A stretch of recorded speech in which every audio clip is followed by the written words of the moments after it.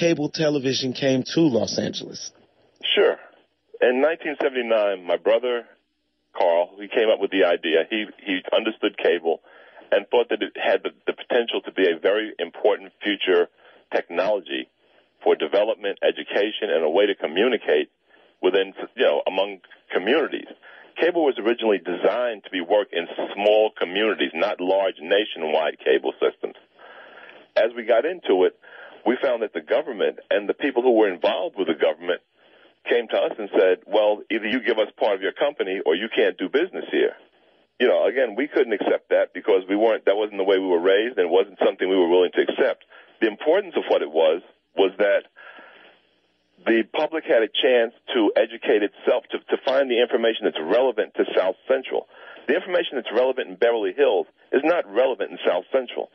Education, crime, the issues of drug use and things like that, these are issues that we felt we could address because my brother was a doctor, I was a CPA, and we felt that we had something to say that we could communicate. But having to communicate it without having the ability to control the distribution of it, our ability to communicate is limited. So we pursued the cable system and found out that government, and not only when we say government, white government, but a lot of black politicians were involved in trying to keep us from doing it, and we couldn't figure out why. And it came to us. As we got into it, it was simply about greed. They weren't concerned about what would be best for South Central. They were concerned about what they could get out of it.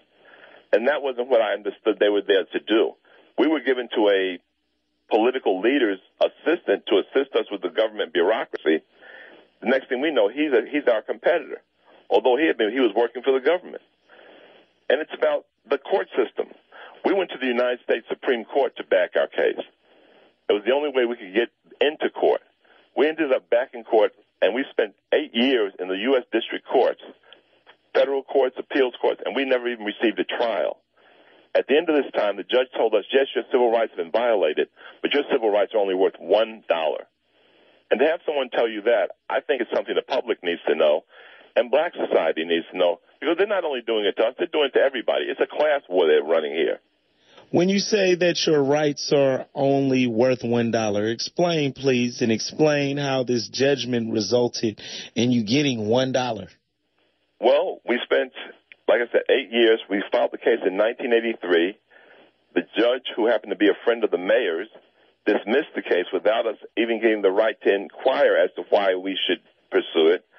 We went to the United States Ninth Circuit Court of Appeals. They agreed with us that it was a violation of our civil rights. The issue came down to the basic issue was this. When a city controls a right-of-way, like a corner, can you limit that right-of-way to only one person or one group or one newspaper? The answer is clearly no, because you can look at any newspaper corner and see there's 10 newspapers. The right-of-way on the poles is the same. It's a right-of-way owned by the public, controlled by the city. Their position was that you can't use it because we don't want you to use it. The Supreme Court said that's not right. So they ruled 9-0 in our favor and sent the case back to the U.S. District Court here for a judge named Consuela Marshall, a black United States federal judge who had been recently appointed. She took the position that we would drag this case out for 5 years and allow discovery to go on without the trial. And so finally she ruled the same thing the Supreme Court said 5 years earlier. She came back and said, no, that's a violation of your civil rights for them to tell you can't do business on a public right-of-way when there is room to do business on a public right-of-way. And rather than us going to court and having damages assessed by a jury, which is normal in American cases of civil, she told us that she decided that we weren't really serious about doing business, and therefore we were only entitled to $1. So therefore our rights came down to the value of $1. A CPA, a doctor, and 15 years of our lives come down to $1. And in fact, if my rights are worth $1, do I have a right? Is that really a valid right? Can I go out and slap somebody in the face and give them $1 and walk away? Of course not. That's what they did to me. It's like they put me in jail for 10 years and say, here's $1, go away. Wow. The way she got backed up was the Congress of the United States finally came out and said, regardless of what the civil rights violation in the award of cable franchises, no person would be allowed to get any damages from a government for that. And that's how we ended up with the $1 ruling, which was allowed to stand. And, again, I spent 10 years, millions of dollars to fight this battle. and our assistants spent millions of dollars to fight it. It took millions of dollars to fight it. We had to prove 3 times that we had $30 million available. Within a 10-day period, they kept telling us, you don't have money. I came out of investment banking. My brother's a doctor. For people to tell us all of a sudden, when you're black, they tell you don't have money first. Then the next thing is, well, you can't do it. We were tied in with a cable company that was building a system in Los Angeles for the city of Los Angeles. They said that's not good enough. Nothing was good enough when it came to us.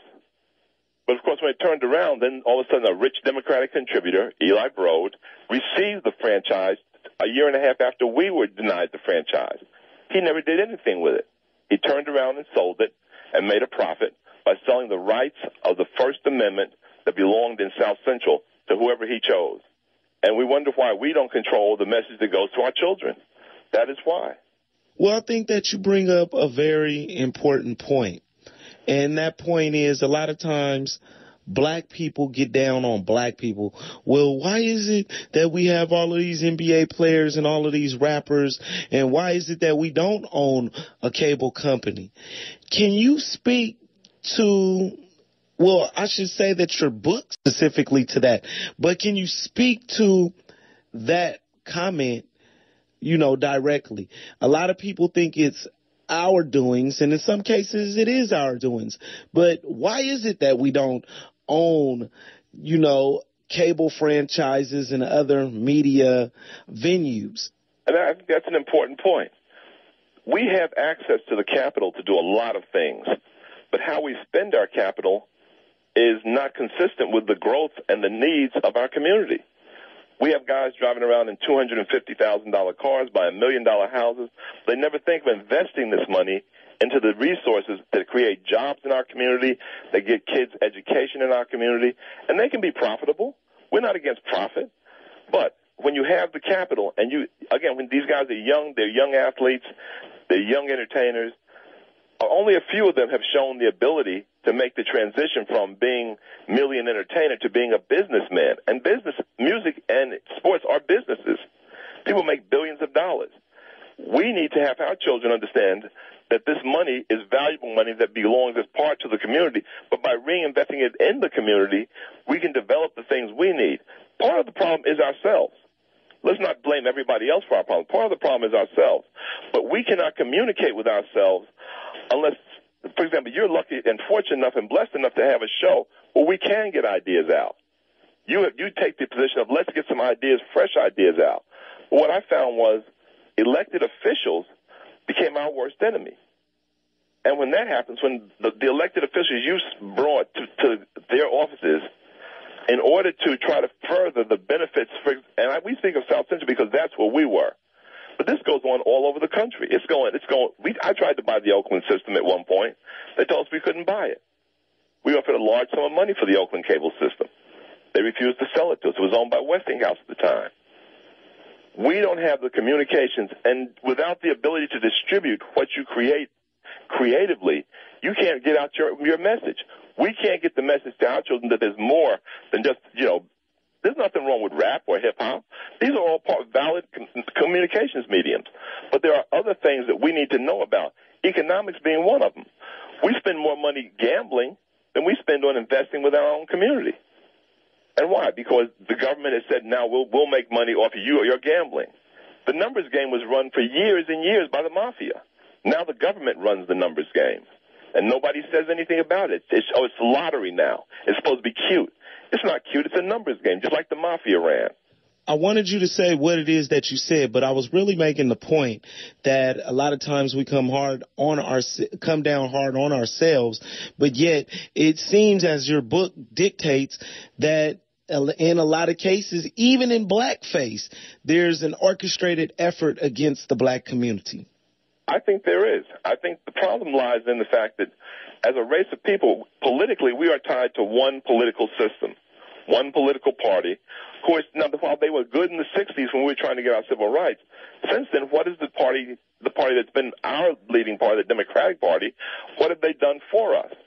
We give them our votes, we give them our support, but the fact is none of the money that comes out of our community comes back into